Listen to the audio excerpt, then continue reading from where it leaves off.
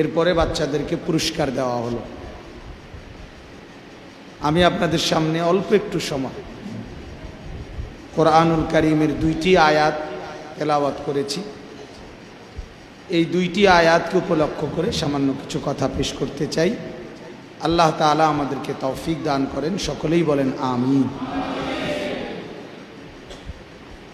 আসলে প্রথম যে কথাটা, 15টা বা 19 জন বাচ্চা কোরআনুল কারীমের সবক নিল। তো এরা নিয়মিত কোরআন পড়ে, নামাজ পড়ে।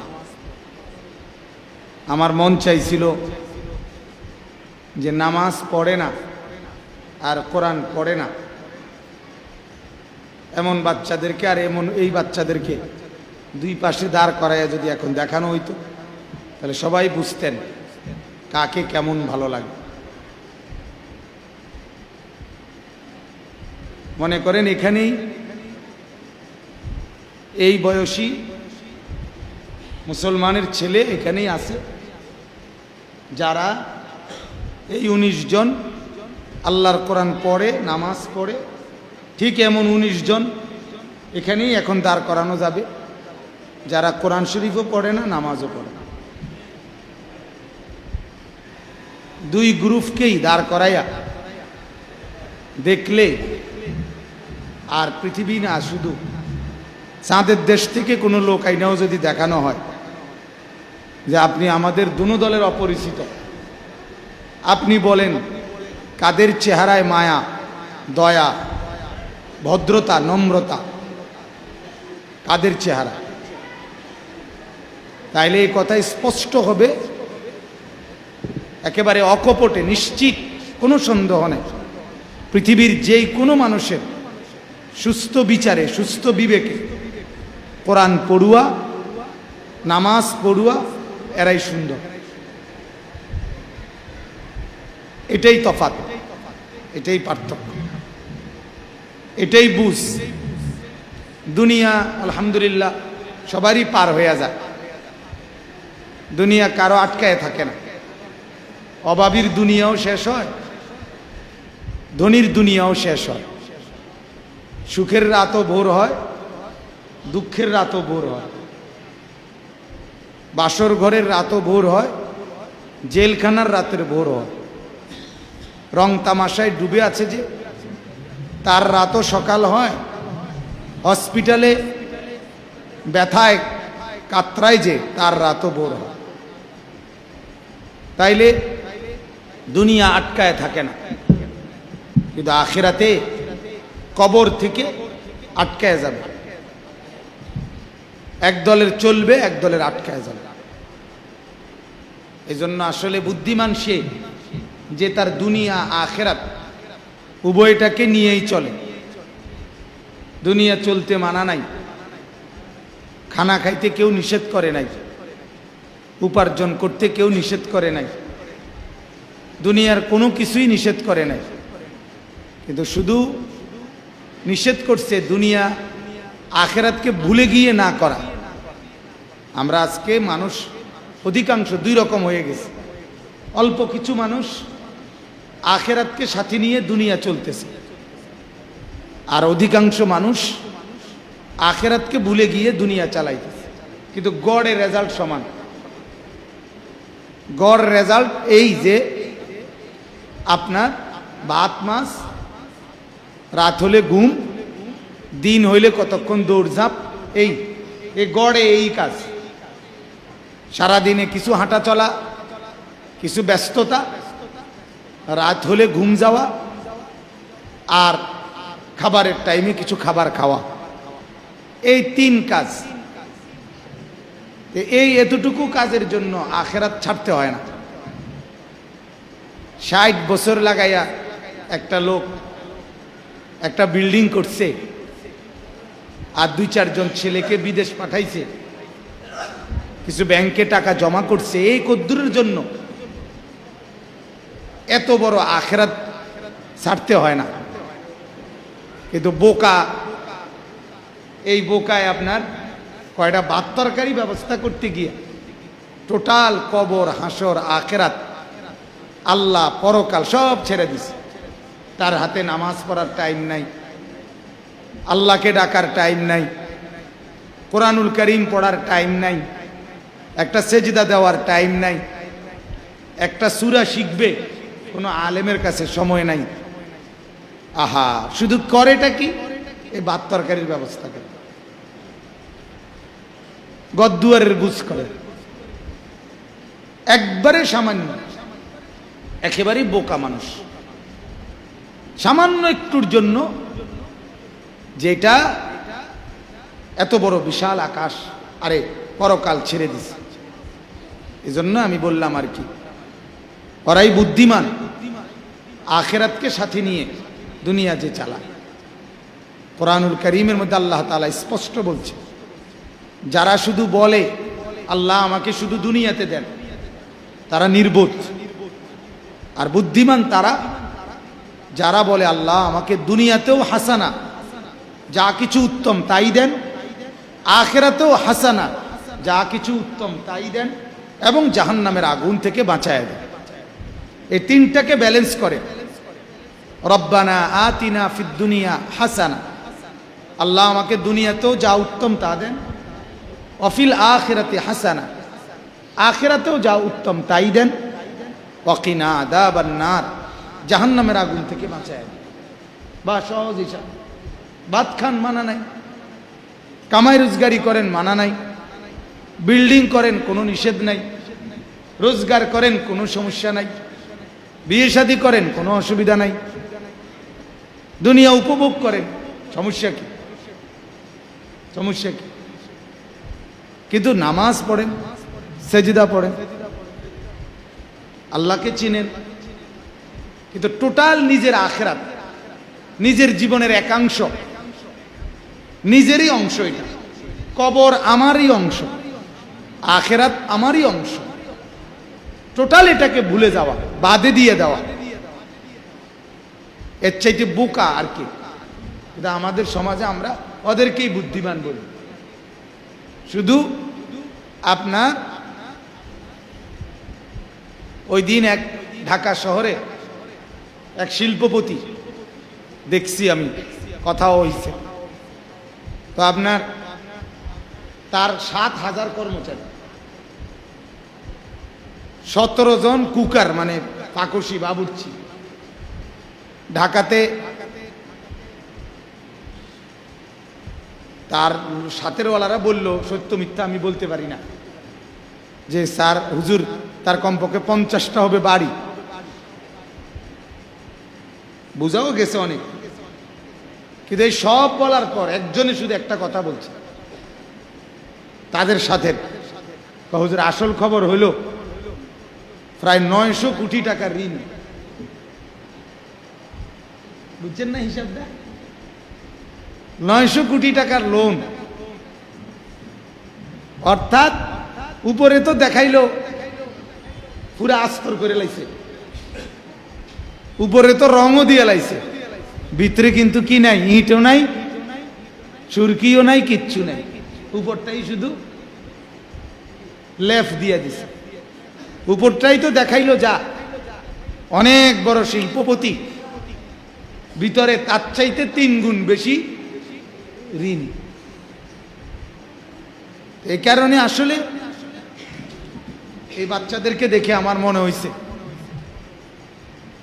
দুই পাশে অনেক বাচ্চার দিকে আমি তাকাইছি, এনে বসেই তখন আমার কাছে স্পষ্ট মনে হয়েছে যে আলহামদুলিল্লাহ মাদ্রাসার বরকতে, কোরআন ধরার বরকতে, টুপি আর পাঞ্জাবি করার বরকতে, যে কোনো মূল্যে ওদেরকেই ভদ্র পবিত্র, ওদেরকেই উত্তম মনে হয় যেই কোনো কারো বিচার। আপনারা আবার প্রয়োজনে দেখেন, আপনাদের মহল্লার 12-14 বছরের 20 জন ছেলেও দাঁড় করাইয়েন, আর এরা তো আপনাদেরই ছেলে বলল, মাওলানা ইলিয়াস বলল যে অধিকাংশই আপনাদেরই এলাকার ছেলে, এদেরকেও দুই পাশে দাঁড় করাইয়া দেখেন কারে মানুষ দেখা যায়, কারে ইনসান মনে হয়। একটা প্যান্ট, এটার বেল্টটা কেমনে ফিনদে হেইতে এইটাই ফিনতারে নাই তুই কেলাসে এইটে বল বেল্ট একটাই হেতের অর্ধেক মাথা বাইরে রয়েছে। একটা জলজ্জান্ত ছেলে তার বুকে একটা গেঞ্জি আস্তে একটা মানুষের ছবি অপদার্থ এটাই বোঝে না যে এরকম একটা অভদ্র গেঞ্জি এটা আমার সাথে মানায় না। একটা মানুষ একটা ছেলে উপযুক্ত 20 বছরের মোষ কতগুলো বাইরে রয়েছে ছাগলের মতো এটাই বোঝো না তুমি। তো তোমার ভিতরে শিক্ষা তো পরের কথা, শৃঙ্খলা যেটা, ভদ্রতা যেটা, সৌন্দর্য যেটা, এটা তো কিচ্ছু নাই, এটাও তো কিচ্ছু না। একজন 20-25 বছর 30 বছর বয়সের একজন যুবক মানুষ সে যখন দাঁড়াইয়া পেশাব করে আমার তখন এটা মনে হয় যে আহারে অপদার্থ কেমনে মতন লাগে তুই এইটাই জানো না।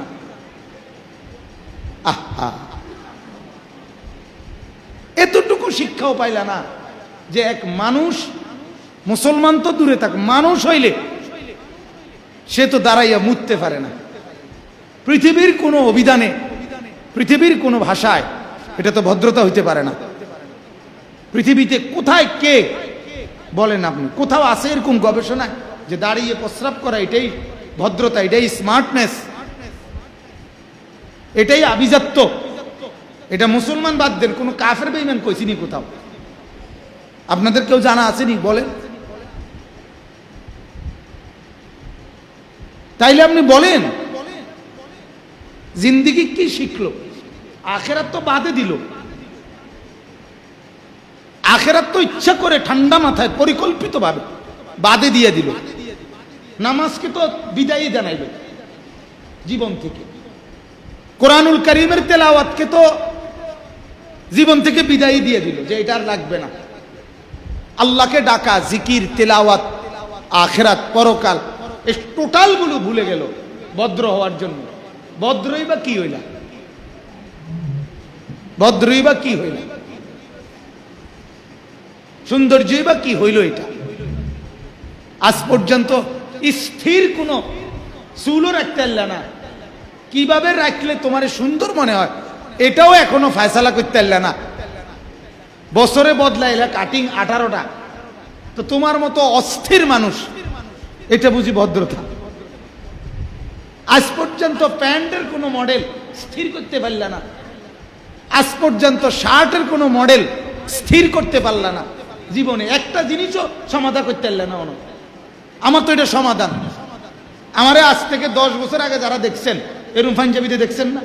ওই যে ভাই, যখন আমারে প্রথম আসছি আপনাদের এখানে, আপনার বাবা যখন জীবিত ছিলেন, কত আগে, সেই সোনাকান্দা থাকতে, তখনও আমার গায়ে এরকম জুব্বাই ছিল। আমার প্রাইমারি স্কুলের পাশ করার পরে আমি মাদ্রাসায় যাওয়ার পর প্রথমেই পাঞ্জাবি পড়ছি এরকম। আজকের 40 বছর বয়সেও আমি এই এক মডেলেই স্থির, এটা নিয়ে আমার কোনো পেরেশানি নাই। তোমার তো কোনো স্থিরতাই নাই। তুমি ভাবো, সৌন্দর্যের তো একটা মাপকাঠি আছে, সৌন্দর্যেরও তো একটা নিয়ম কানুন থাকা চাই নাকি? সৌন্দর্যের কোনো নিয়ম কানুন হইতে পারে না। তো এজন্য ভাই আমার কথা স্পষ্ট, কোরআন মানুষকে মানুষ বানায়, ইসলাম মানুষকে মানুষ বানায়, সেজদা মানুষ বানায়, আল্লাহ তাআলার গোলামি মানুষ বানায়। আল্লাহকে বাদ দিয়ে, কোরআনকে বাদ দিয়ে পৃথিবীতে কেউ মানুষ হইতে পারে না। যেটা মানুষ বানায়, আমি সবসময় বলি, বহুবার বলছি এ কথা, এটা আমার স্পষ্ট চ্যালেঞ্জ। পৃথিবীর কোনো বই, আজকের যত ইউনিভার্সিটির বইগুলো, ওগুলোর কোথাও আইনের বই, পদার্থবিজ্ঞানের বই, আর বাংলা বই, আর অঙ্ক বই, আর ভূগোল বই, কোথাও এ কথা নাই এই বইটি মানুষ গড়ার জন্য লেখা হয়েছে, এ কথা নাই। অঙ্ক শিখাবার জন্য, বাংলা ভাষা শিখাবার জন্য লেখা হয়েছে, কিন্তু এই কোরআন এটা স্পষ্ট বলছে এটা মানুষ বানাবার জন্য নাজিল করা হয়েছে। হুদাল লিন্নাস, এটা মানুষের হেদায়েত, এটা মানুষ গড়ে দেয়, মানুষ বানায়। এটা একমাত্র কোরআন বলছে, এটা একমাত্র ইসলাম দাবি করছে, আল্লাহ পাক বলছে। তাহলে আল্লাহকে বাদ দিয়ে, আল্লাহর কোরআনকে বাদ দিয়ে, দোস্ত তোমরা যারাই আছো, মহল্লার যত ছেলে আছো, কোরআনকে বাদ দিয়ে মানুষ হয় না, অর্থনৈতিক প্রাণী হয়, ইকোনমিক্যাল অ্যানিমেল হয়। কোরআনকে বাদ দিয়ে ইকোনমিক্যাল অ্যানিমেল হয়, অর্থনৈতিক প্রাণী হয়, উপার্জন করার মতো একটি প্রাণী, যে রোজগার করে, উপার্জন করে, যে টাকা কামাই করে, এইটা হয়, মানুষ হয় না, মানুষ হয় না। এজন্য ইউরোপের স্লোগান এটা, ম্যান ইজ ইকোনমিক্যাল অ্যানিমেল, মানুষ অর্থনৈতিক প্রাণী, মানি ইজ সেকেন্ড গড, অর্থই দ্বিতীয় খোদা, এটা তাদের স্লোগান। তাদের কথাই হলো পুঁজিবাদ মানেই হলো, ক্যাপিটালিজম মানেই হলো যে মানুষ শুধু উপার্জনের ফিকির করবে এবং সেটার জন্য কোনো নিয়ম নীতি বিধিনিষেধ নাই, যার যতক্ষণ মন চায় উপার্জন করবে, যার কারণে পুঁজিবাদে কোনো সুদ ঘুষ নাই। পুঁজিবাদের কথাই হলো বর্তমান বিশ্বের যেই অর্থনৈতিক মূল নীতি, যেটা এটারে পুঁজিবাদ কয়, ক্যাপিটালিজম বলে, এটার কথা হলো যে যত পারো রোজগার করো, শুধু রাষ্ট্রীয় আইন যেটা, এটাতে যেন বাধা না খায়, আর নাই তো সমস্যা নাই। আর রাষ্ট্রীয় আইনের মধ্যে আবদ্ধ হইলে এগুলোর আবার জেল জরিমানা আছে কিছু, সেটা অন্য বিষয়। যার কারণে আমি একবার পত্রিকা, ভালো মানের মাসিক ম্যাগাজিন এবং আরো এক বড় বুজুর্গ আল্লামা তকি উসমানী দামাত বারাকাত, ওনার কিতাব, উনি বলছেন ইউরোপে সবচেয়ে বেশি উপার্জন করে ইউরোপ কান্ট্রিতে কারা, উনি বলছেন ওইখানকার আন্তর্জাতিক জরিপ হলো সবচেয়ে বেশি উপার্জন করে যারা নর্তকী নারী নিজেদের দেহ বিক্রি করে, তারাই হলো ইউরোপের সবচেয়ে বেশি অর্থ উপার্জনকারী শ্রেণী। অর্থ উপার্জনের নেশায় মডেলিং, নাচ গান, আনন্দ ফুর্তি। ভারতের বিশ্ববিখ্যাত, বাংলাদেশের না রে, পৃথিবী খ্যাত নায়ক কিং খান, শাহরুখ খান, তার ছেলে গ্রেফতার হয়েছে, মাদকাসক্ত ছেলে, নেশাগ্রস্ত ছেলে আরিয়ান খান। তো তার ছেলে অভিযোগ করছে যে তার বাবাকে, মানে এই শাহরুখ খান, এই পরিমাণ সিনেমার শিডিউল তার, যে তার ছেলে, আপন ছেলে, তার বাবার সাথে দেখা করতে হইলে আলাদা ওই পিএস এর কাছ থেকে অ্যাপয়েন্টমেন্ট নিতে হয়, বুঝলেন? ছেলে বাবার লগে দেখা করতে হইলে আলাদা অ্যাপয়েন্টমেন্ট নিতে হয়, তাকে আলাদা শিডিউল নিতে হয়, তারপরে ওই নির্দিষ্ট সময় বরাদ্দ পায়, অতটুকুর মধ্যে দেখা করে চলে আসে।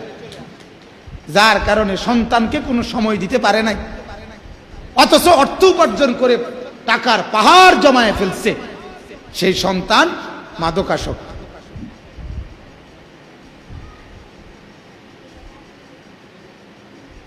এই হলো অবস্থা। এজন্য এটা খুব খেয়াল করা। রাসূলুল্লাহ সাল্লাল্লাহু আলাইহি সাল্লাম হাদিসে আশ্চর্য দোয়া শিখাইছে। কেমন দোয়া এটা শিখাইলেন নবীজি সাল্লাল্লাহু আলাইহি সাল্লাম? বলছে, এক সাহাবী বলছেন, মান নাজাত, হে আল্লাহর নবী, নাজাত পাবো কিসে? আল্লাহর নবী বলছে, তিনটা কাজ করলে। কয়টা কাজ করলে? তিনটা কাজ করলে। আল্লাহ রাসূল সাল্লাল্লাহু আলাইহি সাল্লাম এক নাম্বার বলছে, আমলিকা আলাইকা লিসানাক, এক নাম্বার কাজ হলো তোমার জিহ্বাকে তোমার কন্ট্রোলে রাখবে। জিহ্বাকে লাগাম ছাড়া করবা না, যেটা মন কয় এটা কইলা, যা মন চায় তাই এর ভিতরে ঢুকাইলা, যা মন চায় তাই বললা, মুখ থেকে বাহির করলা যা মন চায় তাই, ভিতরেও ঢুকাইলা যা মন চায় তাই। এই জিহ্বাকে এরকম অনিয়ন্ত্রিত করবা না, বরং নিজের জবান নিজের জিহ্বাকে কন্ট্রোলে রাখবা। আমি কি বলতেছি, আমার এই কথার প্রতিক্রিয়া কি হবে, দুনিয়াতে কি হবে আর আখেরাতে কি হবে, এটাকে কি রাখা, সচেতনতার সাথে খেয়াল রাখা। 2 নাম্বার নবীজি বলছে এই দ্বিতীয় কথাটা বলার জন্য, ওয়ালিয়াসাআকা বাইতুক। আল্লাহ নবী বলেন নিজের ঘরকে নিজের জন্য আরামের জায়গা, প্রশান্তির জায়গা মনে করবা।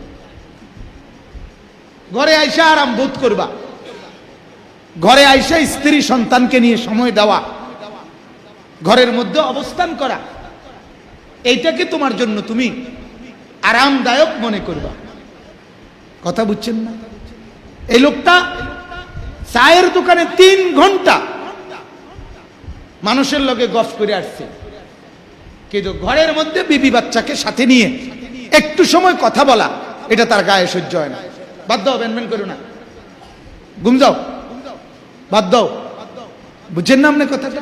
অর্থাৎ মনে যেন তার শরীরে কামড়ায়, কোন সময় সে ঘরের থেকে কি বাইরে বাইরে বাইরে যতক্ষণ ঘুরতে পারে, রাতের 2টা বাজে, কোনো কাম নাই, কিও আপনি কো সাদওয়ান অথবা আসি ফোলাভানের লগে, নিজের ঘরকে আপন মনে হয় না। এটা লানত, এটা অভিশাপ, এটা জিন্দেগির ব্যর্থতা, জীবনের ব্যর্থতা। এটা